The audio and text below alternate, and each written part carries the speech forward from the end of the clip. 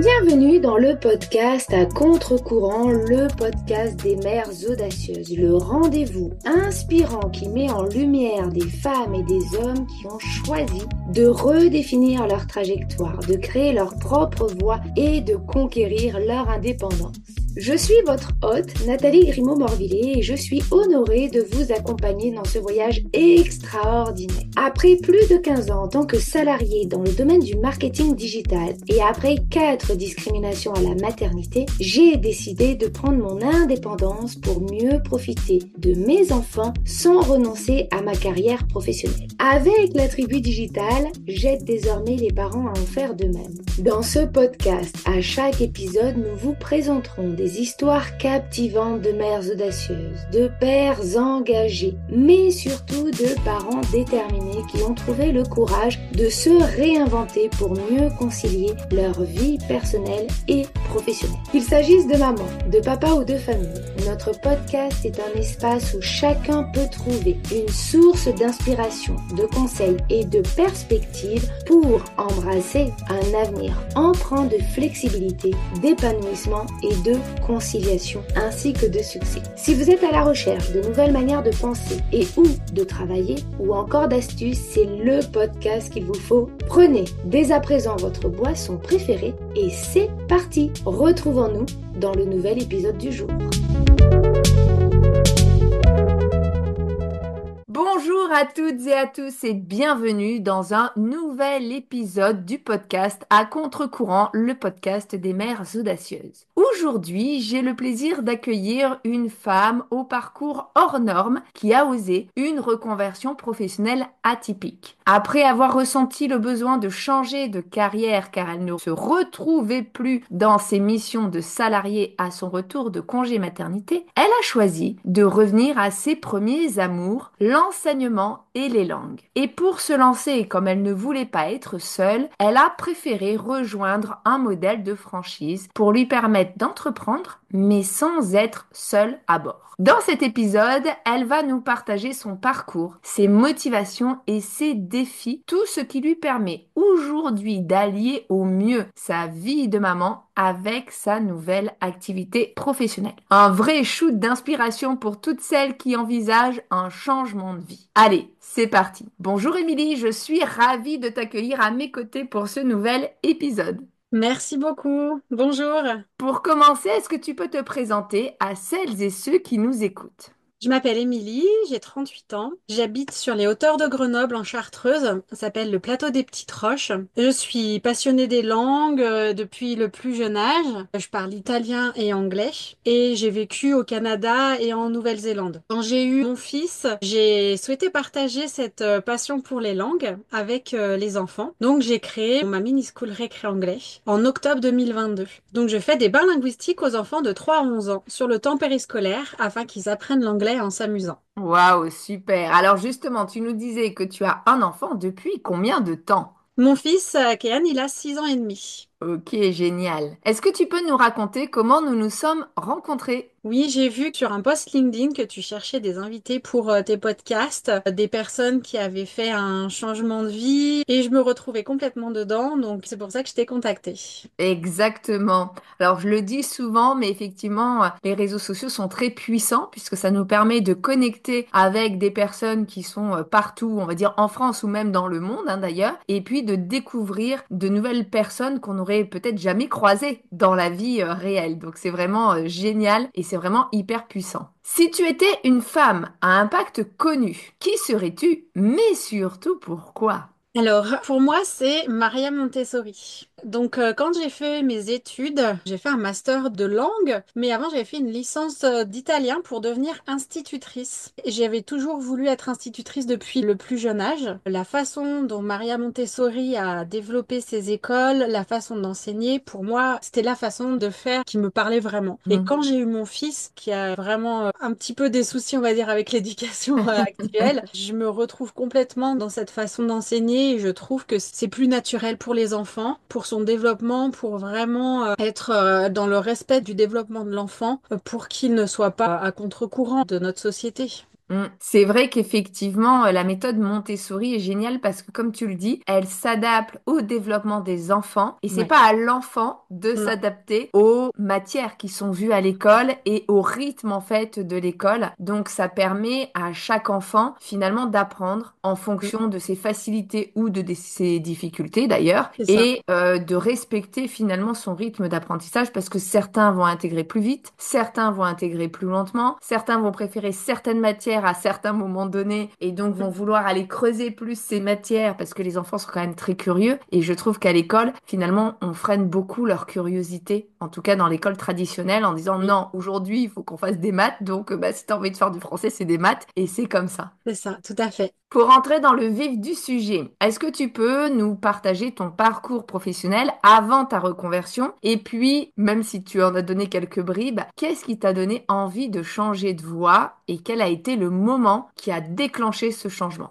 Alors j'étais dans une entreprise familiale française qui produit du matériel de montagne. J'étais ce qu'on appelle key user, des logiciels utilisés dans le service administration des ventes. Donc key user, c'est le sachant, on va dire, des outils. Donc c'était des outils pour la création de commandes, le portefeuille client, donc la CRM. Donner des formations sur ces outils aux agents filiales un peu partout dans le monde. Et j'étais le support lorsqu'il y avait un souci. J'avais beaucoup de tâches et puis surtout beaucoup de réunions.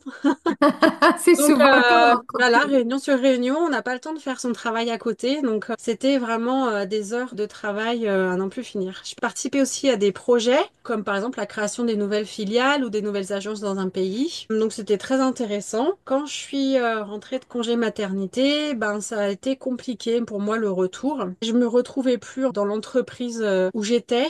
J'avais vraiment envie de faire un métier qui avait du sens. Ce que j'étais en train de produire là avec cette entreprise, ben, ça avait aucun sens pour moi. Je partageais pas quelque chose. J'avais commencé à regarder un peu, à retourner dans les langues. Donc j'avais regardé un peu la traduction. J'arrivais pas à rentrer dans une école de traduction. Je me suis dit, bon, ben, c'est pas grave. Je vais regarder pour donner des cours d'anglais. Et là, Mhm. ma sœur me dit, mais regarde Récré Anglais. Sa fille, ma nièce, est inscrite à une mini school Récré Anglais. Je suis allée voir le site internet. J'ai trouvé que c'était vraiment génial ce qu'il y avait dessus. J'ai un peu regardé les vidéos YouTube de Récré Anglais sur la chaîne YouTube. Donc il y a Sidonie Bouvier, la créatrice de Récré Anglais. Elle explique le fonctionnement des mini-schools, la reconversion. Elle a fait plein d'interviews. Mais je me suis complètement retrouvée dans ce concept et dans ce système. Je me dis, mais c'est ça en fait. C'est ce que je veux enseigner.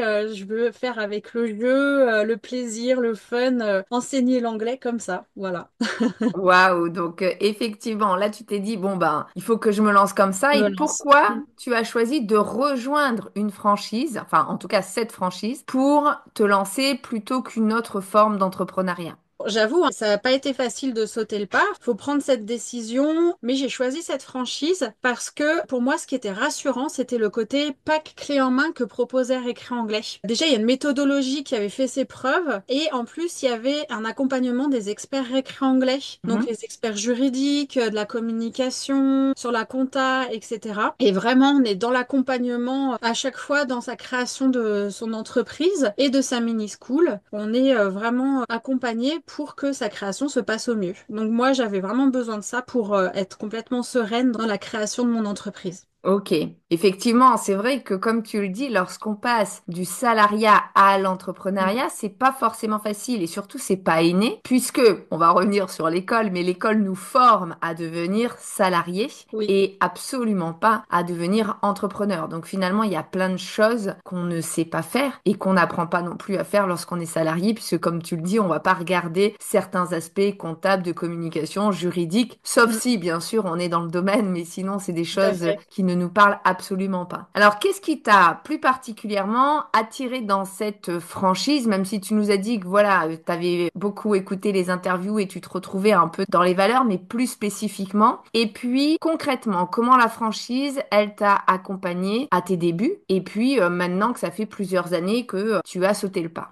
Donc, j'ai choisi Récranglais, donc comme j'ai dit, parce qu'il y avait un savoir-faire qui avait fait ses preuves. Donc, la méthodologie basée sur l'oral, le jeu et sur le plaisir d'apprendre, que ça fonctionnait. Lorsque j'ai intégré donc le réseau, il y avait au départ 120 mini-schools et donc ça faisait 120 formatrices qui étaient là pour les échanges. J'avais pu avoir des échanges avec ces personnes pour voir ce qu'il en était. Et là, j'ai vu vraiment la bienveillance et l'écoute qu'il y avait entre elles, ce qui manque parfois dans les, dans les entreprises. Là, ça faisait vraiment du bien de retrouver ça. Quand on rentre chez Récranglais, on a une formation pour se lancer. Donc ça, c'est rassurant aussi. Pour pouvoir intégrer la pédagogie, ce qu'on appelle, nous, la pédagogie Activity-Based Approach. Donc pour complètement se l'approprier, on a une formation sur la création de l'entreprise. Ça, Mhm. c'est quelque chose aussi qui est top pour les personnes qui ne savent pas ce que c'est. Comment aller s'inscrire à l'URSSAF, les factures, tout ça, quoi. La communication aussi. Donc ça, c'était très rassurant. Ensuite, on a pu voir aussi, on a une belle plateforme d'outils pédagogiques. Donc c'est pour ça, c'est ce qui m'a attiré au départ chez Récranglais. Il y avait vraiment des images, des dessins qui étaient vraiment très sympas, j'ai trouvé, pour les enfants. Même les chansons, elles étaient top. Donc voilà, c'est tout ce que l'on apprend pendant la première semaine. Et ça, c'était rassurant pour moi de pas être lancée toute seule comme ça. Bon, la CCI, je sais qu'ils font des formations, mais là, c'était vraiment très poussé. Récranglais apporte vraiment tous les outils pour se lancer. Le fait de, voilà, de pas être tout seul. Il y a une personne aussi qui est là, donc on a pour chaque région, on a une référente. Cette référente, tous les mois, elle est là pour, quand on a besoin, on l'appelle. Quand on a un souci, quand, voilà, elle fait un suivi aussi une fois par mois pour savoir si tout se passe bien dans le lancement de la mini-school. Donc vraiment, on est guidé. Maintenant, on est 130 formatrices et même si on s'agrandit, on reste quand même un réseau de formatrices bienveillantes. Et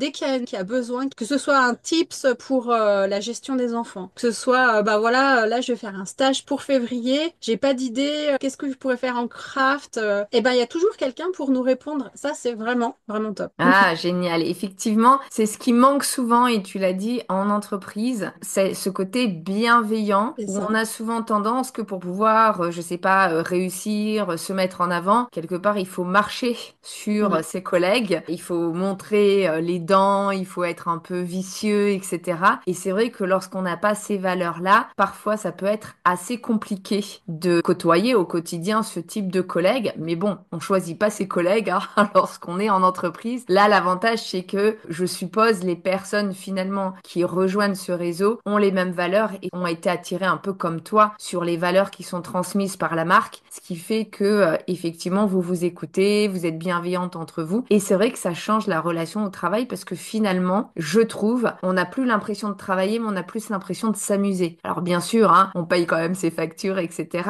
et on fait du chiffre d'affaires parce qu'une entreprise qui ne fait pas de chiffre d'affaires, bah du coup c'est une entreprise qui est vouée à mourir. Mais voilà, on a vraiment l'impression de s'amuser et pas de travailler au sens pénible du terme, en tout cas comme l'étymologie du mot le veut. Ouais, c'est sûr. Alors maintenant, voilà, donc tu t'es lancé. Comment tu combines à la fois donc ta passion pour les domaines de l'enseignement et les langues avec les outils et le cadre qu'offre la franchise et puis aussi le quotidien finalement avec les enfants, hein, parce que tu formes là principalement des enfants. Donc, Récré anglais, le concept, c'est on offre un service clé en main aux parents sur les formules lunchtime, tea time et brunch. Donc, sur les formules lunchtime et tea time, on s'occupe de toute la partie logistique. Donc, on va chercher les enfants à l'école, on les amène chez nous et on fait pour le lunch, on fait le repas du midi et pour le goûter, on fait le goûter. Et après, donc, on fait notre bain linguistique, les jeux, etc. Et après, on les ramène à l'école. Donc, les parents, en fait, ils s'occupent de rien. C'est une activité périscolaire, c'est ce qui plaît aux parents, c'est qu'ils n'ont pas à faire les allers-retours depuis leur maison, etc. Donc ça, c'est vraiment top. La pédagogie que l'on utilise, le fait que les enfants apprennent avec plaisir en jouant, ils s'en rendent vraiment pas compte. C'est vraiment le fait que les enfants chantonnent en anglais, c'est vraiment très gratifiant. La franchise, elle nous apporte une plateforme qui nous permet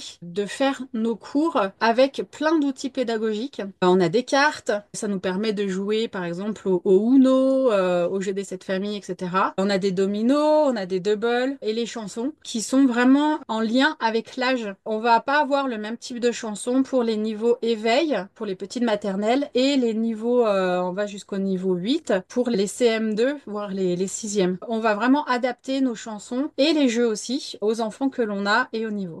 Merci beaucoup en fait pour toutes ces infos. Qu'est-ce que tu dirais aux mamans qui rêvent de changer de carrière mais qui n'osent pas franchir le cap? Alors, je dirais d'oser se lancer, de se renseigner aussi, parler avec une personne qui fait le métier qu'on souhaite faire pour pas le regretter plus tard. Il faut se laisser du temps aussi pour mûrir son projet et puis pour visualiser son projet, pour vraiment s'imprégner de son projet. Ce sera rassurant pour après quand on va se lancer parce qu'on aura visualisé son projet. Et si besoin, eh ben, ne pas hésiter de se faire accompagner. Je sais qu'il y a plusieurs associations, des organismes qui aident les entreprises à se créer. Donc, faut vraiment pas hésiter à aller se renseigner. Et oui, effectivement, c'est vrai que tu as raison. Je pense que la visualisation est absolument cruciale et essentielle Mm. pour pouvoir justement visualiser sa réussite, notamment. Et le fait qu'on est capable d'y aller et de sortir quelque part du cadre et l'accompagnement aussi. En tout cas, moi je le dis souvent, investir sur soi, c'est le meilleur investissement qu'on puisse faire. Et c'est vrai que souvent on a tendance à dire non, mais je vais me débrouiller par moi-même, je vais chercher des tutos sur YouTube, etc. Alors oui, on peut le faire, mais ça prend beaucoup de temps. On ne sait pas si les informations qu'on trouve sont les dernières informations, si elles sont fiables, s'il n'y a pas eu des nouvelles lois ou des changements depuis, etc. Alors que les structures qui sont en charge d'accompagner, bah, elles ont toujours les dernières informations pour pouvoir tenir informés au mieux les nouvelles personnes qui se forment et puis du coup se faire accompagner. Ok, on investit en soi, mais le temps qu'on passe à rechercher l'information, C'est c'est ça. du temps qu'on ne passe pas à développer son activité. Donc c'est aussi de l'argent finalement qu'on ne rentre pas alors qu'on aurait pu développer plus rapidement son activité ou avoir les bonnes techniques de démarchage commercial ou autre et donc plus rapidement rentrer du chiffre d'affaires. Tout à fait. En tout cas, merci beaucoup pour ton partage aujourd'hui. Pour terminer cette interview, est-ce que tu peux nous partager une réussite ou un moment dont tu es particulièrement fier et bien sûr en relation avec le sujet du jour? Alors, pour moi, c'est le premier lunchtime que j'ai fait, donc en octobre 2022. J'étais très stressée. Bah, tout soit prêt, le lunch, les activités, j'avais bien tout imprimé. J'avais refait la liste des enfants, j'avais le numéro des parents dans un petit carnet. Voilà. Et en sortant de mon lunch, je me suis rendu compte que j'étais à ma place. Les enfants qui s'étaient éclatés, moi aussi, je m'étais éclatée en jouant avec eux. Et les parents derrière, ils m'ont fait des super retours. J'ai eu de la reconnaissance. Ça aussi, c'est quelque chose qu'on n'a pas dans les entreprises, la reconnaissance. Ouais. Alors ça m'a fait un bien, mais fou. Donc je me suis dit, bah ouais, c'est bon, t'as pris la bonne décision. Voilà, tu participes à la transmission de l'anglais pour donner la chance aux enfants de parler anglais plus tard. Et donc quand j'ai vu que j'avais pris du plaisir, que les enfants avaient pris du plaisir, j'ai adoré ce moment et je me suis dit, bah voilà, c'est bon, j'ai trouvé ce que je voulais faire. Mais c'était la reconnaissance surtout. Quand j'ai reçu le soir même les messages des parents, ça m'a fait vraiment un bien fou et je me suis dit, ben, c'est ce qui manquait en fait. Mm. Ouais, je comprends tout à fait, effectivement. Merci pour ton partage sur ce premier lunchtime. Alors, c'est vrai que lorsqu'on change comme ça, la première fois, on est toujours hyper stressé. On se dit, est-ce que je vais être à la hauteur? Est-ce que ça va plaire? Voilà, on se pose plein de questions. Et puis, comme tu dis, on tâtonne aussi, hein, parce que forcément, on n'a pas encore l'habitude des nouvelles prestations ou des nouveaux produits Oui. que l'on va vendre. Et c'est vrai que, comme tu dis, quand ça se passe bien et qu'on s'éclate et qu'on voit qu'en fait, en face aussi, ils adorent, qu'ils nous parlent, hein, qu'ils nous remontent cette information, c'est hyper revigorisant puisque du coup, on se dit qu'on est à la bonne place. Ça rejoint un peu ce que je disais tout à l'heure, c'est-à-dire qu'on peut aujourd'hui travailler dans des domaines dans lesquels on s'éclate et on n'a pas besoin de souffrir au travail pour dire, bah en fait, je travaille et effectivement, c'est dur, c'est compliqué, etc. Mais c'est comme ça, quoi. Et Mm. ça, c'est vrai que c'est un vrai changement de cap qui fait toute la différence parce que quitte à travailler 40 ou plus d'années, autant s'amuser, quoi. Ah bah oui, oui, c'est sûr, c'est sûr. Oui, oui. Et on a cette liberté-là avec Récré Anglais, c'est que on est avec Récré Anglais, mais on est à notre compte, c'est notre propre entreprise. Donc on choisit aussi ce que l'on souhaite faire, les services que l'on propose. Soit je fais que des lunchs, soit je fais que des tea time, mais aussi le contenu. Par exemple, bah moi j'adore faire de la cuisine. Et ben allez, on va faire un atelier cooking, les enfants. J'ai des collègues qui sont profs de yoga. Et ben allez, on va faire du yoga. Un jour il fait grand beau, là on a eu plein de grisailles là. Mm. Allez, il fait grand beau aujourd'hui, on va aller faire un chercher-trouve en live. Find something red, find something yellow. Voilà, on est complètement libre, on a du fun et ça, c'est vraiment top de prendre plaisir dans son travail. Ouais. Mm.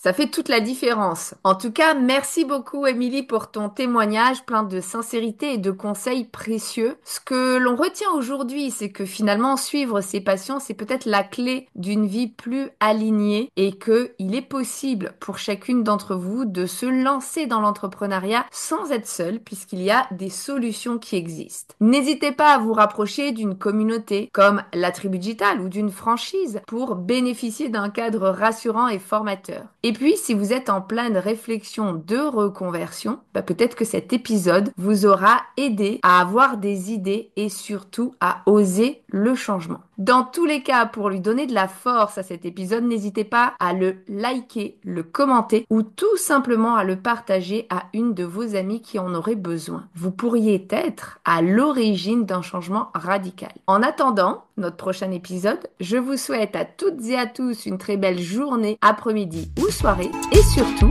prenez soin de vous.